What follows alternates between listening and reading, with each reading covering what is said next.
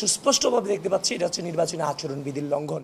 জাতীয় নির্বাচনের ক্ষেত্রে যেখানে একদিন বন্ধ থাকে সেখানে আপনি কিভাবে 4 দিনের বন্ধ এবং টোটাল 6 দিনের এখানে বন্ধ থাকে সেটা আমাদের বোধগম্য নয়। আজকে আমরা আমাদের চিফ রিটার্নিং অফিসারের কাছে এসেছিলাম। আমাদের কিছু অভিযোগ ছিল, কিছু বিষয় নিয়ে আমাদের প্রস্তাব ছিল, এই জিনিসগুলো তাদেরকে জানানোর জন্য আমরা এসেছিলাম। আমাদের যে ডাকসুর যে জাতীয়তাবাদী ছাত্রদল মনোনীত প্যানেলের সদস্যবৃন্দ এজিএস তানভীর আল হাদি মায়াত সহ এখানে সকলেও ম্যাক্সিমাম এখানে উপস্থিত আছেন। তো গতকালকে আপনারা জেনে থাকবেন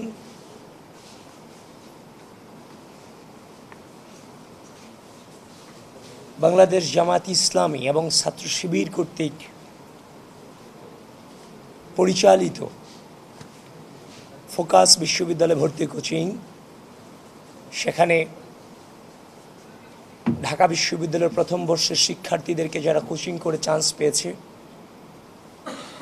তাদেরকে নবীন বরণের নামে সেখানে একত্রিত করা হয়েছে। সেখানে আমরা দেখতে পেলাম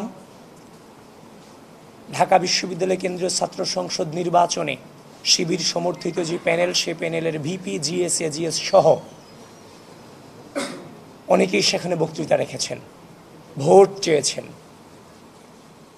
ঢাকা বিশ্ববিদ্যালয়ের কেন্দ্রীয় ছাত্র সংসদ নির্বাচনের ডাকসু নির্বাচনী আচরণবিধি ধারা 9-এর আলোকে বলা হয়েছে, 9-এর খ, নির্বাচনী প্রচারকালে ও নির্বাচনের দিন ভোটারদের কোনো রকম পানীয় বা খাদ্য পরিবেশন করা যাবে না। ধারা 9-এর গ, ভোটারদের কোনো রকম উপঢৌকন বা বকশিস ইত্যাদি প্রদান করা যাবে না। সেখানে শিক্ষার্থীদেরকে উপঢৌকন প্রদান করা হয়েছে, খাবার প্রদান করা হয়েছে এবং প্রত্যক্ষ এবং পরোক্ষভাবে ডাকসুর যে শিবির সমর্থিত ভিপি, জিএস, এজিএস সাধারণ শিক্ষার্থীদেরকে প্রভাবিত করেছে, যেটা সুস্পষ্টভাবে নির্বাচনী আচরণবিধির লঙ্ঘন। আমরা নির্বাচনের কমিশনে এসেছি, আমরা আমাদের জায়গা থেকে আমাদের অভিযোগ জানিয়েছি। যদি ঢাকা বিশ্ববিদ্যালয় এরিয়ার বাহিরে এভাবে বিশ্ববিদ্যালয়ের শিক্ষার্থীকে সমবেত করে উপঢৌকন এবং খাবার খাইয়ে ভোট চাওয়ার মাধ্যমে যদি প্রভাবিত করার সুযোগ আচরণবিধিতে থাকে, তাহলে আমরাও আমাদের যা মতো করে নিলাম বিশ্ববিদ্যালয়ের বাহিরে উপঢৌকন দিয়ে, খাবার দিয়ে। সেটাই নির্বাচনী কমিশনকে আমরা বললাম আর কি, এটা যদি হয় তাহলে এটা তো সবার জন্য প্রযোজ্য হওয়া উচিত। কিন্তু আমরা সুস্পষ্টভাবে দেখতে পাচ্ছি এটা হচ্ছে নির্বাচনী আচরণবিধির লঙ্ঘন।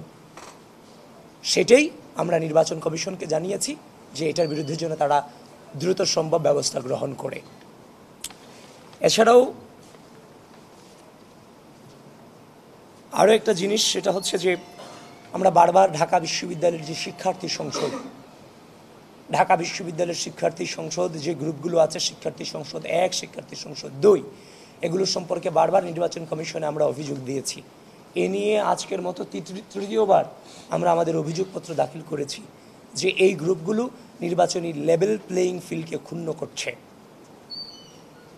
তো এটার বিরুদ্ধে কেন ব্যবস্থা নেওয়া হচ্ছে না? যেখানে নির্বাচনের যে আমাদের যে কমিশন আছে, কারা এই গ্রুপগুলোকে চালায়, মডারেটর এবং হচ্ছে যে আপনার অ্যাডমিন প্যানেল, সকলকেই তারা চেনেন, জানেন, তাদের সাথে কয়েক দফা বৈঠক করেছেন।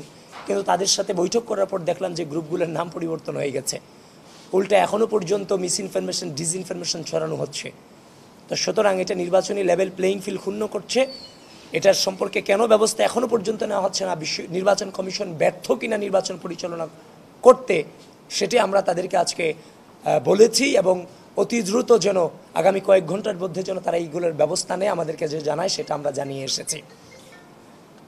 তারপরে হচ্ছে যে গতকালকে আরেকটি বিষয়, সেটা হচ্ছে আপনারা জেনে থাকবেন বিশ্ববিদ্যালয়ে 4 দিনের বন্ধ ঘোষণা করা হয়েছে। যে 4 দিন বন্ধ ঘোষণা করা হয়েছে নির্বাচন কেন্দ্রিক, এই বন্ধের আগে আরও 2 দিন ছুটির দিন আছে, যেটা হচ্ছে শুক্রবার এবং শনিবার।